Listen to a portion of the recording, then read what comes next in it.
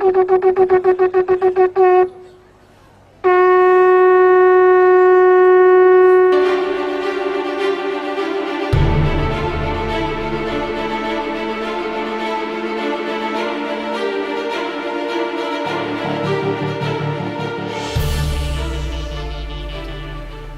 it's Jim Hutchins for the Jerusalem Connection Truth Report for this week. Well, it appears that there is a crisis in Israel. Last week there were over or nearly 500 missiles fired into southern Israel from Gaza by Hamas.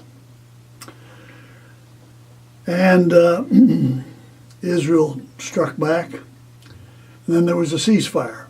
Hamas calls for a ceasefire because they're losing. That's the way it works. These are the way Israel's wars have gone. As a result of that ceasefire, the defense minister, Avigdor Lieberman, has resigned in protest against the ceasefire. The education minister, Naftali Bennett, has said he wants the position of Minister of Defense or he's going to withdraw from the coalition.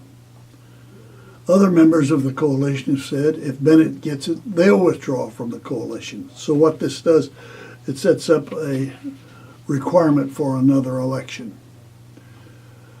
So the Netanyahu administration will go to election probably between March and May.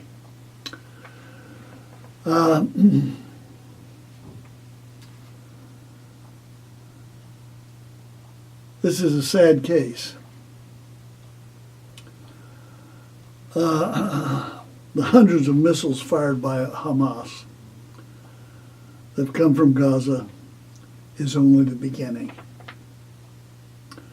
Hezbollah in the north and Lebanon has thousands more and are just waiting for a word from Iran to release them.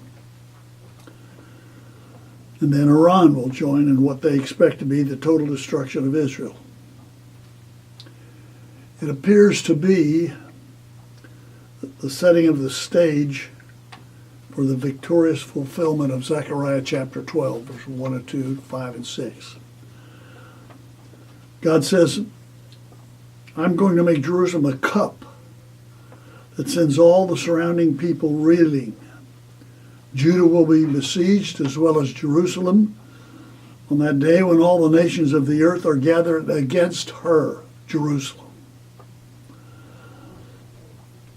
I'll make Jerusalem an immovable rock for all nations. The people of Jerusalem are strong. The clans of Judah will say in their hearts, the people of Jerusalem are strong because Yahweh Almighty is their God. On that day, God says, I will make the clans of Judah like a firepot in a wood pile, like a flaming torch among sheaves. They will consume all the surrounding peoples, right and left, but Jerusalem will remain intact in her place. Now that's yet to come. Meanwhile,